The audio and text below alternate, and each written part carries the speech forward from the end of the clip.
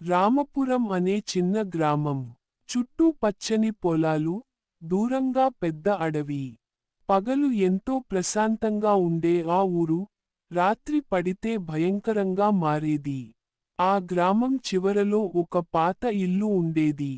ఆ ఇంట్లో ఎవరూ ఉండరు. ఊరంతా దాన్ని పిశాచాల ఇల్లు అని పిలిచేది. ఎందుకంటే ప్రతి అర్ధరాత్రి 12 గంటలకు ఆ ఇంటి తలుపు దగ్గర టక్ టక్ టక్ అని తట్టే శబ్దం వినిపించేది. కానీ తలుపు తీస్తే ఎవరూ ఉండరు. Dash dash dash. అబ్బాయి కొత్తగా వచ్చిన వ్యక్తి. ఒకరోజు నగరం నుంచి అర్జున్ అనే యువకుడు ఆ ఊరికి వచ్చాడు. అతనికి అక్కడే ఉద్యోగం వచ్చింది. ఇంటి అద్దె కోసం వెతుకుతూ చివరికి అదే పాత ఇంటి దగ్గరకు వెళ్ళాడు. గ్రామస్తులు చెప్పారు, బాబూ, ఆ ఇంట్లో ఉండకూడదు. రాత్రి తలుపు తట్టే శబ్దం వస్తుంది. అర్జున్ నవ్వేశాడు. అవి అన్నీ అబద్ధాలు. భూతాలు అంటూ ఏమీ ఉండవు. అతను ఆ ఇంట్లోకి వెళ్ళి ఉండటం మొదలుపెట్టాడు. Dash dash dash. నెలవంక మొదటి రాత్రి. ఆ రాత్రి గడియారం 12 కొట్టింది. అర్జున్ నిద్రపోతున్నాడు. ఆ కనక టక్ టక్ టక్ తలుపు తట్టిన శబ్దం. అతను లేచి తలుపు దగ్గరికి వెళ్ళాడు. ఎవరు? అన్నాడు. ఎవరూ మాట్లాడలేదు. తలుపు తెరిచాడు. బయట ఎవరూ లేరు. కేవలం చల్లని గాలి మాత్రమే. అర్జున్ నవ్వి తిరిగి నిద్రపోయాడు. Dash dash dash. నెలవంక రెండో రాత్రి. మరుసటి రోజు. మళ్ళీ అదే సమయం. టక్ టక్ టక్.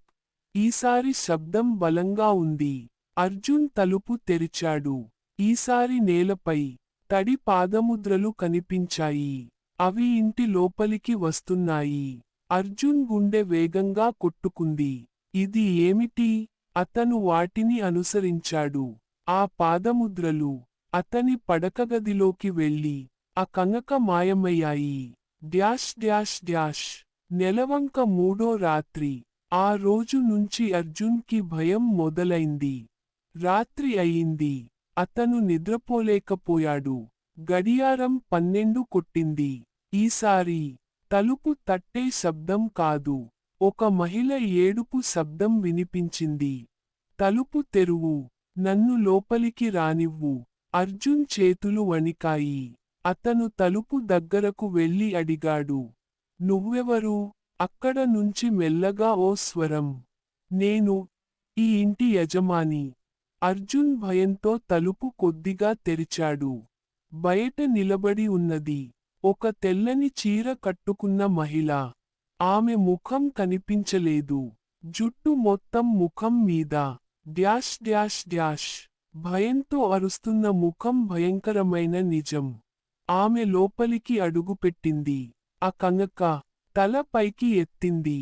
ఆమె ముఖం మొత్తం కాలిపోయినట్టు ఉంది. కళ్ళల్లో రక్తం. ఆమె చెప్పింది, ఈ ఇల్లు నాది. నన్ను ఇక్కడే చంపేశారు. ప్రతి రాత్రి నేను తలుపు తడతాను. ఎవరైనా నన్ను గుర్తు చేసుకోవాలని. అర్జున్ గుండె ఆగిపోతుందేమో అనిపించింది. నేను వెళ్ళిపోతాను అని అరచాడు. ఆమె నవ్వింది. ఇప్పుడే కాదు. నువ్వు కూడా ఇక్కడే ఉండాలి. ఆ కనక గది మొత్తం చీకటి అయింది. Dash dash dash. అమావాస్య మరుసటి ఉదయం. గ్రామస్తులు ఉదయం ఆ ఇంటి దగ్గరకు వచ్చారు. తలుపు తెరిచి ఉంది. లోపల అర్జున్ లేదు. కేవలం నేలపై కొత్తగా కనిపిస్తున్న పాదముద్రలు మాత్రమే. అవి తలుపు దగ్గరికి వెళ్ళి అక్కడే మాయమయ్యాయి. Dash dash dash.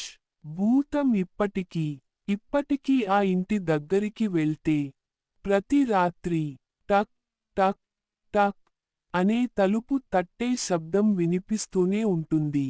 గ్రామస్తులు చెబుతారు. ఇప్పుడు ఒక్కరే కాదు, ఇద్దరు తడుతున్నారు. భయంతో ఉన్న ముఖం ముగింపు.